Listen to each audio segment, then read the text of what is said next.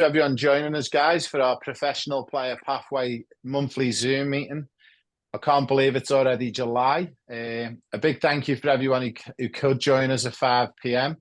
We're very, very lucky that we wanted to bring on someone with guys, if you've got your audios turned on, if you can mute them for us, please. Shelley, you should be able to automatically keep them on mute for me. If you just set them all to mute as people are coming in. I'm getting a lot of feedback from people talking.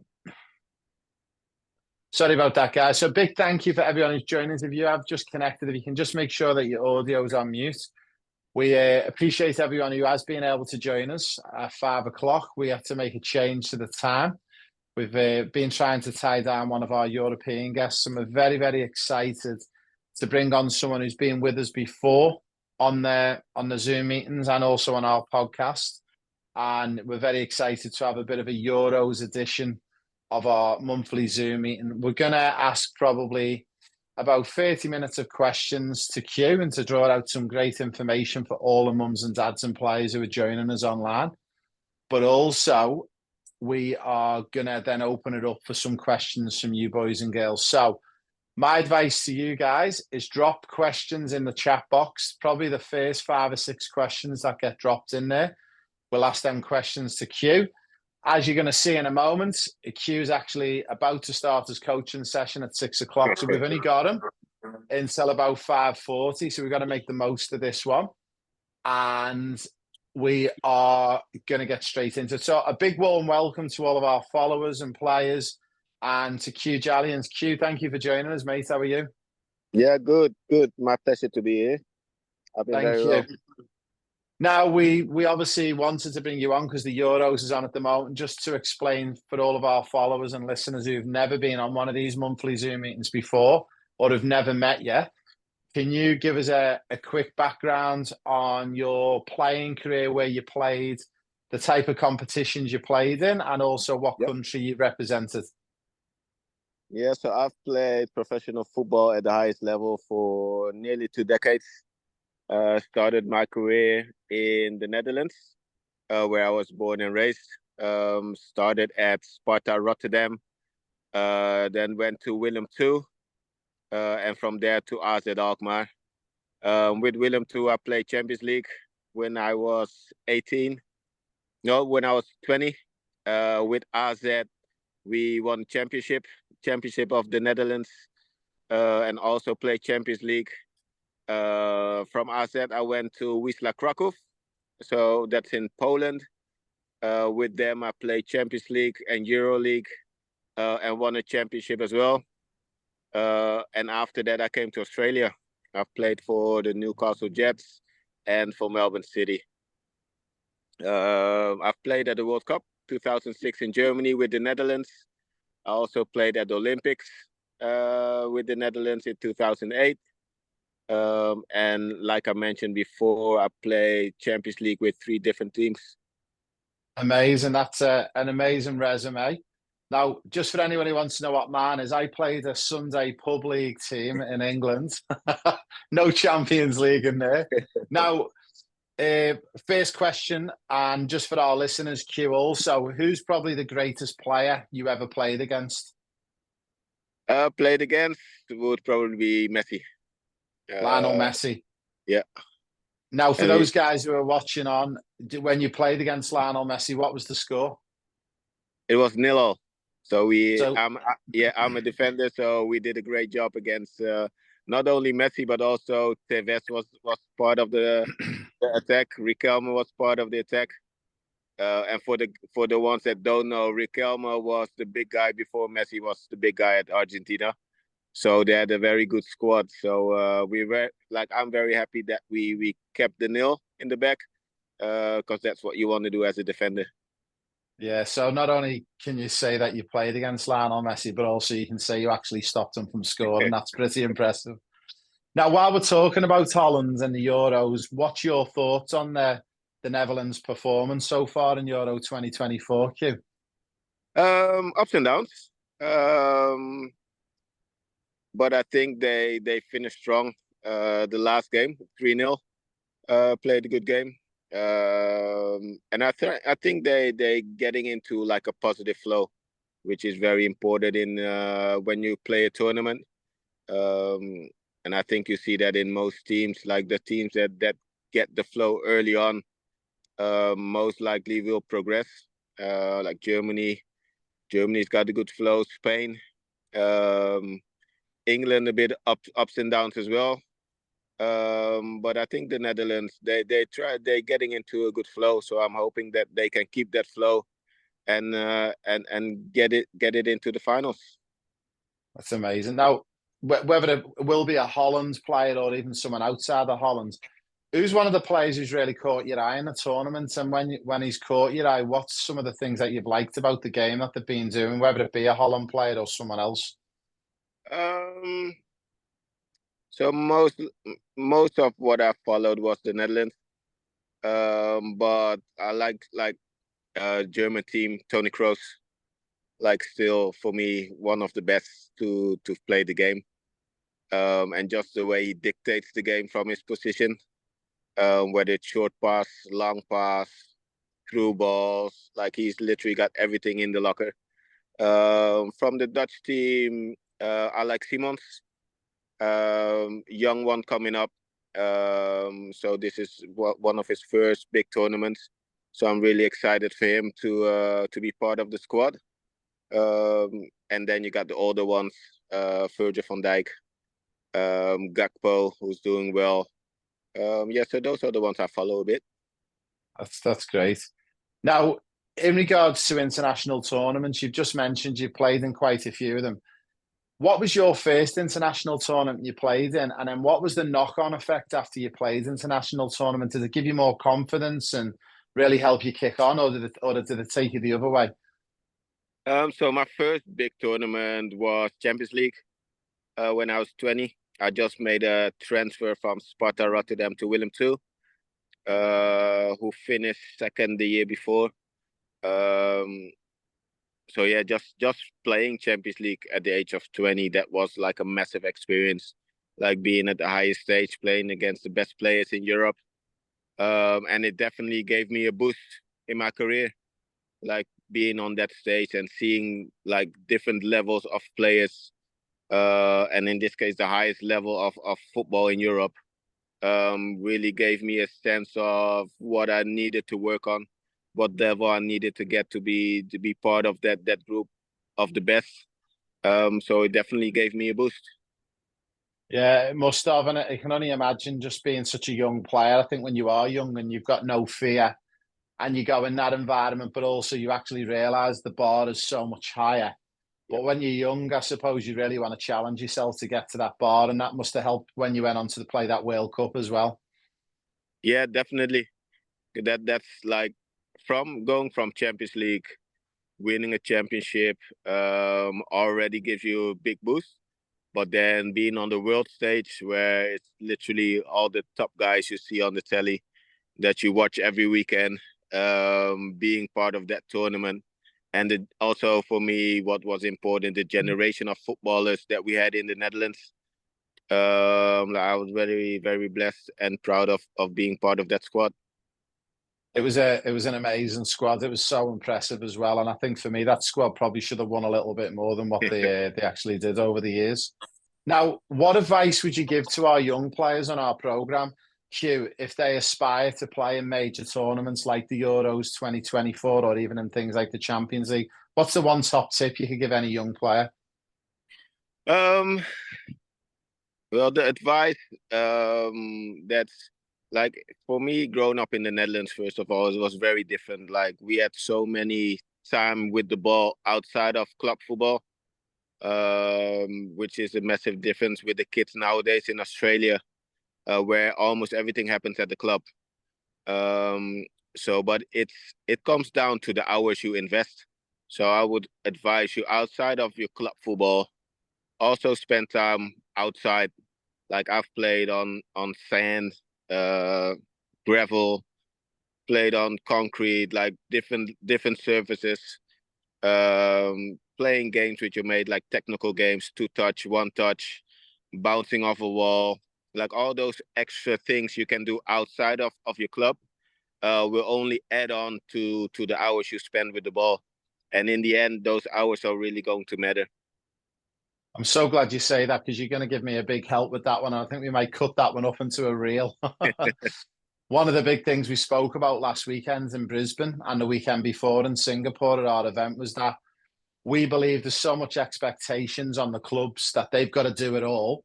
But I try and educate them that even in Europe and in the UK, especially, it's not all of it's not given even from the pro clubs. They still need to do stuff outside.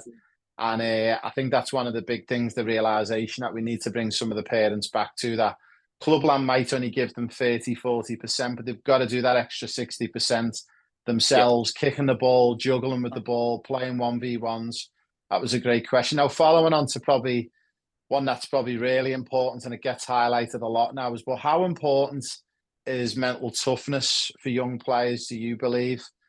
Q, and especially in high pressure situations like those young players in the Euros at the moment? I think very. So that's like my business at the moment is mindset coaching. And for me, that was the thing that separated me from a lot of other players that might have had that quality and talent. But I think mental resilience is one of the most important things. Because the pressure is going to be on. Like, if you want to be in a top team, there are going to be many players that will want to have your spot. And you need to be able to fight back from setbacks. Sometimes it's injury, sometimes it's a game on the bench. But you have to be able to push back from those down moments. For me, how I really got it was playing on the courts in the Netherlands. So I'm from Rotterdam, where we have 3 professional football clubs. But in the afternoons after school, a lot of kids will go to the park, go to the courts and play 4v4. And there were no rules. You play against bigger boys, stronger boys, faster boys. And it was up to every individual to find a way to be the best on the court. And that's also where I built that resilience of sometimes being knocked down, sometimes, not able to win a duel because the other guy was stronger. So the more you get in those situations, the stronger you'll build your mental capacity. So I think definitely like be familiar with failure and down moments, because those are the moments that will keep you up and push you to get better than what you are. Yeah, it's so true, and it's such a valid piece of information. I hope all of our players and families are listening to this, whether you're listening live or you're watching the recording back. But I read a really interesting book a few days ago, and it was talking about failures and actually embracing failures and actually using them as like hurdles, like learning hurdles to try and get over. That's so important that you said that. Now, going back on to, we spoke about, 60, 70% of your training and what's going to make it as a pro is what you do outside the club. Is there one top thing from you, Q, that you believe a player is like an absolute must, like they must be practicing, and why you believe that? I would say find a wall and pass and bounce. So this game is so fast. If your first touch is good, then your second one can only be better. And especially nowadays where it's a lot of like fitness, boys are strong, boys are fast. Your technical ability will decide how high you will play. And as well, your cognitive ability. So the higher or the faster you can think and process, the higher you'll play. Because at the highest level, football is a thinking game, and your feet are only the tool to carry out what you're thinking. So I encourage. So, for example, myself, I played chess for about 8 years. Just get that thinking process of, action, reaction. I played saxophone for 8 years. One, because I loved it, but second, what it gave me was a big lung capacity, so I could just run for fun. So outside of football, there are many different things that can add on to your game outside of football. But I would definitely say your technical ability, first touch, and then the pass afterwards, and your thinking game. So whether that might be brain games or mind games or things like that that will activate different parts of your brain that can only help you with your decision making on the pitch. That's phenomenal. Again, that's such good advice, guys. I think I told you about the project that I was working on with the Premier League, and one of the big things they done was about opening up different neural pathways in the brain and the different receptors. And also things like, Q's just mentioned there with breathing and taking on a musical instrument. It's all added bonus to getting you there. Now, when we talk about balance, Q, how did you manage to balance school and football when you were younger? And how did you manage to make sure your training didn't drop off? How did you have that problem when you were younger? Yes, I did. But a funny story. My grades weren't all that great at some point, and my dad took me off football for half a year. Yeah. So his philosophy was, if you get your paper, then you can go all in on football. So I made sure that my grades were up to standard so that I can keep playing football. So even while I played professional football and had a degree, I kept studying for about 3 more years until I went to Willem II, where I started to play Champions League. I had to go away a lot midweeks. That's when it became too much. But I kept studying even though I had my professional contract. So I think school is very important because in football, you never know. Like if I would have broken my leg or got a big injury and you don't have nothing to fall back on, life's going to be very tough. So I encourage you to first of all finish school, get that paper first, and then you can go all in. Yeah, it's so true. And it's one of the big quandaries that we had with our program with the Pro Player Pathway, because we didn't want to encourage players of 15 and 16 to go into Europe or the UK for trials or scholarships if school wasn't finished. Now, the fact that we can offer the academic element for them heading back into Europe. I mean, I haven't even had an opportunity to speak with yourself, Q, but we've just done a huge partnership with PSG in France and also in Barcelona as well with WASPAC and Barcelona Football Club. And that's one of the key things that we've done. We've said we weren't going to partner with anyone until we knew the academics was right. We've always had the academics in the UK with our partners there. Yep. But France and Spain was a bit tricky, but we're so pleased now that players from as young as 14 can head across that way, and they've got to do academics. And if their grades drop, the football stops. And I think you'll agree that's the best way to do it. Yeah, 100%. And it also gives you, like, for example, what's very important, goal setting. Try to stick to your goals, try to complete your goals. Like, school will only help you develop a certain character that you're going to need in football as well. Yeah. Now, can you share a memorable experience from maybe your youth football days that you think shaped your career? Was there like one thing that really sticks out when you were young and you were growing up and developing that really helped you mold your career? Well, one thing I remember is I played a lot of different positions, which really helped me to get different points of view of different positions on the pitch. And in the end, when I started to focus or specialize in one position, all of those different aspects of playing in different positions really helped me with my decision making on the pitch. So rather than just pinpointing on one position or one aspect of the game, try to also embrace like different positions and see the game from different angles. So that when you are on different areas of the pitch, that you are familiar with that area, and also will help you with your decision making. That's a great one. I hope everyone's listening to this, guys. Some amazing bits of information. Now, we've got 2 or 3 more quick questions for Q, and then we're going to open it up for all of our listeners and followers and players. So, guys, if you haven't done yet, you need to put a question below. We will choose the first 4 to 5 questions to drop in there. Now, quick one as well, Q. What qualities do you believe are essential for young players to succeed in modern football? And how is it different from when you were doing it to now the young players now and expectations? I think nowadays fitness is definitely a big part of the game.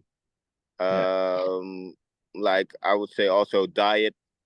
keep a healthy diet, fitness, because the game is only getting faster. The boys are only getting stronger. So it's a very big part of what you're gonna need as a basic ingredient to be a top player at this stage. Yeah, yeah. Now, one final one before we open it up to the Q&A from the players. And I love this question. We actually had this sent in by someone. What's the best piece of advice a coach has ever given you?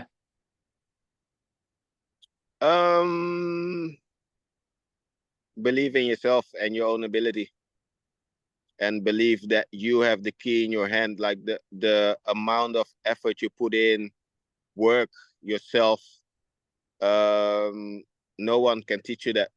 Like, you can outwork somebody by the work you do yourself, and that's when no one is looking. When you by yourself, the things that you do, then that extra 1%, that's gonna make the difference in the end. So definitely believe in your ability and believe that you can do what you want to do. That's a great one as well.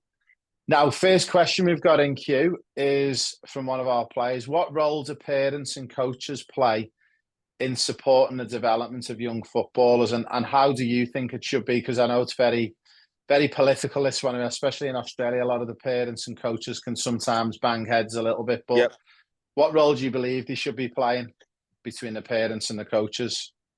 I believe that the parents should be the parents and should be there for support, and the football part of the game is key to the coach,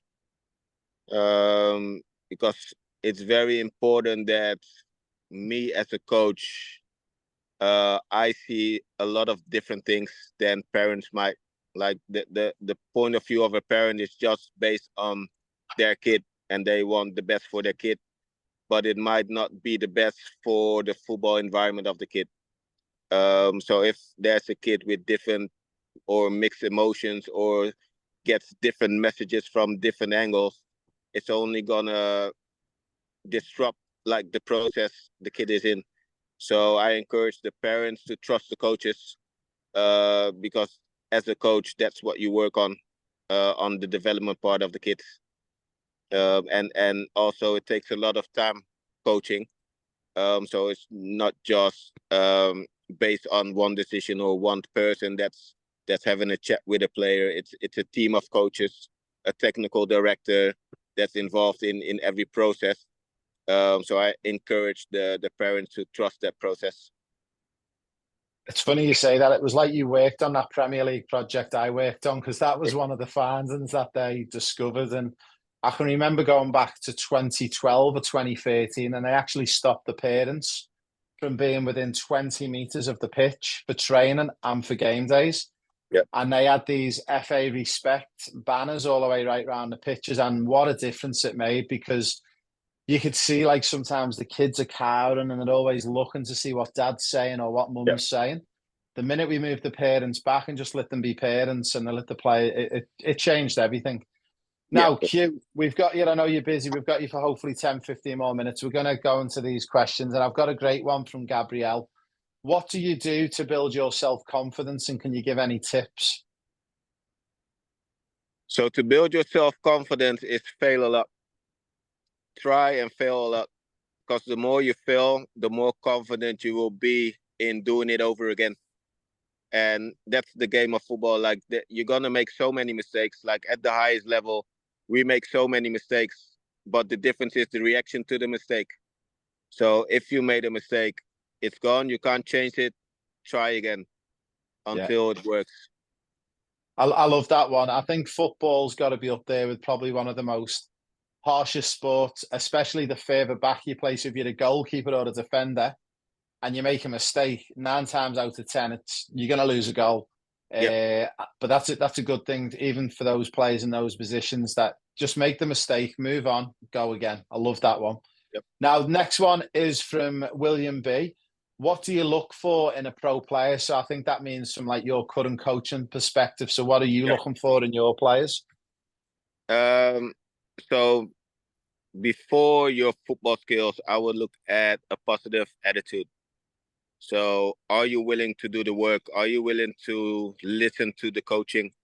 Are you willing to try and fail and try it again? So those are the things that come outside of you being able to kick a ball, yes or no, outside of your talent. Like, I'm looking at your attitude first. Because if the attitude is right, then we can work on the football part after that. Yeah. No, I love this one. This is a great one to follow on from that. And I think it goes into a little bit about what you do outside of football as well. But what legacy do you hope to leave for future generations of football players? And what's your purpose going through your career at the moment? Um, I just try to install the basic principles the players need to be able to complete every task a future coach will give them. So I just try to hand them as many tools as possible so that they can make the decisions on the pitch. So the legacy that I want to leave is that every player I work with can say that Jaliens has added something to their football game. That's a great answer. It's phenomenal. Now, our next one is, can you give any recommendations on how you would train best for stamina based in football? Is there anything in particular that you use, Q, or you recommend? So in football, one of the most important things nowadays is the ability to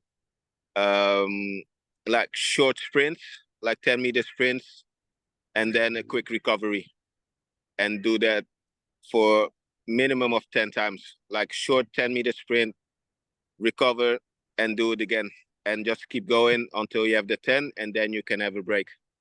Because nowadays, like, the ability to recover quick from a high-speed action is going to determine a lot for you in the game. Yeah. Did you find when you were younger, Q, was there a lot of work in Holland with acceleration and deceleration, even when you were playing? Or was it not something that really got enough focus? Not so much on club level, but individual it was. Yeah. So I was very fortunate that my younger sister, she was a high-level athletics sprinter in Holland. Wow. And I went during the week, 3 nights a week, I went and trained with the athletic guys. So just working on technique, running technique, sprints, strength and conditioning, just for football. And that really helped me out throughout my whole career, just to be able to run on technique rather than strength, using the right muscle groups. For example, like, I'm a defender, but my core stability was very strong. So you couldn't get me off the ball, even though I wasn't that heavy. So those things will definitely add on to your game. That's great. That's phenomenal. Now, next question is, how much training do you have to do when you're a professional football player? So roughly, how many hours a week are the pros doing it, from your knowledge here at the moment, when they're training in regular season? So first of all, there's only one day that you have off. The rest is either one session or 2 sessions. But even if you have one session, like, the afternoon will be a gym, strength and conditioning. So per day, there might be at least 5 hours that you spend on football. But then what's also important, when you're home, what do you do when you're at home? Like, do you rest enough? What type of food do you eat? Because closer to the game, you're gonna need more calories. You're gonna need pasta. So it's based on schedules, but definitely per hour at least 5. Wow, that is phenomenal, and that's a lot as well. Yeah, it is. But Yeah, but on the highest level, like, if I would only spend 3 hours a day, and the boy next to me spends 5, like, within a year, that accumulates to a lot of hours. yeah, yeah. So you're not only there for yourself, you're also there to compete. And to be able to compete, you need to do a lot by yourself as well. It's so true, and that's one of the big things that we come up against in Australia, because you've got kids who play in NPL, training 3 nights a week, playing a game, so they're doing 6 to 7 hours, but they think that's enough, and it's like you're joking, like, you're not even a third of the way through. You need to be you need to be racking at least 15 plus hours if you're Yeah. 16 years of age or older. But such a true one. Now, next one is from one of our players, Maya. How do you recommend building a strong mindset? And would you do it in stages and gradually, like everything else, or would you just go straight in with a mindset program or something that you would normally follow? So now that I'm a mindset coach myself, I wish that I had myself when I was younger. Because your mental toughness will decide a lot in this game. So I would say the younger you are and can build onto, like, for example, every year you add certain things, I would definitely start at young. Because the younger you start, the more familiar you will be with different concepts, different things, and the more tools you will have when it starts to matter. Yeah, that is a really, really great answer. Now, we've got a couple more to go, guys, and then obviously we've got to let Q go because he's got to get on the park in the next 10 minutes. But next one, and I love this one. How important is it for young players to study and analyze professional matches like the ones in Euro 2024? And do you think there's a benefit for players to be watching the game as well at the top level? Yeah, definitely. Because I sometimes say to my players as well, like sometimes they want to do flicks and tricks but on the wrong part of the pitch. And then I ask them which of the players at the highest level you see doing what you just tried to do. Yeah. So it's definitely important because if you want to be a midfielder, you're going to need certain aspects of the game. And you'll see those aspects with the guys at the highest level. So I think it's definitely important. And I think a big difference as well with my generation, we used to watch football all day as well, compared to the kids now that think that they don't need it. But if you watch the best players, you can only get better from that. Yeah, I can remember as a kid growing up, and you probably can as well yourself, but I remember going on a Saturday to watch Liverpool. Then we'd go home in the night and we'd watch Match of the Day, which is the highlight show of all the Premier League games. Yeah. Then Sunday morning would be Serie A was on, which is all the Italian league. And then mid-afternoon, the Premier League would be back. And I would literally spend 48 hours just watching games, back to back, just watching it constantly. Now, Q, before we let you go, we've asked a lot of questions and we really appreciate you joining us, but we want some predictions from the Euros. So we've got some really big games coming up over the next 24 hours, and I can't believe how big these are. I'm going to put you under a bit of pressure. So Spain versus Germany, what's your prediction? I think Germany will win 2-1. Very good. I'm going to go against you on that one. I actually think Spain are looking really good. I think it's going to be 2-0 to Spain. Rodri first goal. All right, next one, and this is another big one. Portugal versus France. Kylian Mbappe versus Ronaldo. Or the old boy versus the young boy. I'll give this one to France. France, I agree. Yeah, I think overall on the park, and to be fair, in big tournaments, the flow of the day will most likely decide. But if they're on par, then France will win that game. I agree. That's a great prediction. Now we've got 2 more to go. England versus Switzerland, and be careful how you answer this one. I think England will be awake for this game. They had their ups and downs, but this one is going to matter, and I think the boys will be awake to want to get that result. So I think England will win this one. Yeah, I think you're right. I think they can't keep playing the way they've been playing. They've surely got to wake up at some point, like Holland's really woke up in the last game to win 3-0. Now, last one, and I'm sure you're not going to be too biased with this one, but the Netherlands versus... Now, I've got a question for you. Is it Turkey or is it a Turkije? Because I keep getting said So for us in Holland, it's Turkije. Turkije. Okay, so Netherlands versus Turkije. Who's going to win and what's your prediction? The Netherlands are going to win 2-0. It's going to be a hard game, but the Netherlands is going to win that game. So the next quandary we've got and the next problem we've got, that means England play Holland, and me and you might fall out. What's your prediction for England's Holland if it happens? I think Holland will win. The reason is that they found their flow earlier than England, and that matters a lot in big tournaments. I agree, and I think with my Liverpool hat on, I secretly won't be too upset if Holland beat England, because I obviously love Virgil van Dijk and Cody Gakpo. Now, look, Hugh, a big thank you for joining us, and we all really appreciate you giving us your time. And just one final thing, are you been speaking to anyone back home in Holland since the Euros has been on? Are you speaking to any ex-players, and have you been in touch with anyone? Yeah, I've been in touch with a lot. Also, people reaching out to me because everyone just follows the national team and wants to be a part of football. So I've been having a lot of contact with Dutch players, even interviews. I had a Polish interview as well, because my old coach I had in Poland, he's the national team coach in Poland. So no, from Europe, there's a lot of interest in my opinion, in the game.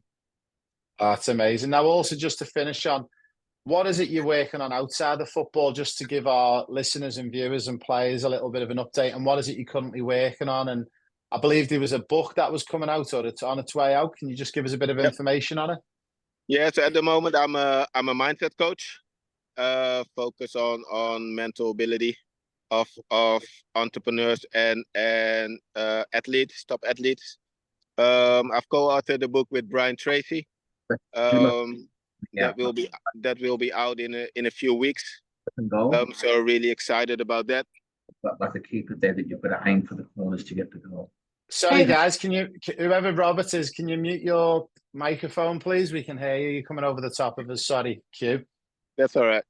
So yeah, my main thing is mindset coaching, because I think the mental capacity and ability of players is going to matter more and more. Yeah, most definitely. Now, if anyone's interested in purchasing the book, we will share it in our show notes and share it with everyone. But is there somewhere where they can jump on and purchase, as well as a website or a link that you can share with us, Q? Yeah, I'll have that shortly, and I will share it with you, so you can share with your people as well. And then if anyone wants to find out more information and wants to work with Q on his mindset program, is that something players and families can do as well? Yeah, as well. You can reach me on my social media, on the Q Jaliens, and on the #1 asset coaching on LinkedIn as well. Amazing. We will share all that back with everyone. So guys, we're going to wish Q well in your training session tonight. We wish Holland well for the weekend, and a big thank you from me and everyone and all the family at Pro Player Pathway and Euro Football Star. Thanks for joining us, Q. Thanks for having me. Cheers, guys. A big thank you to all of our players and families as well. We're going to be in touch with our next episode next month, and we got some more exciting news, and we look forward to speaking to you all in the coming days and weeks via our office and via email. Have a safe weekend, guys, and that's me over and out from Brisbane in Australia.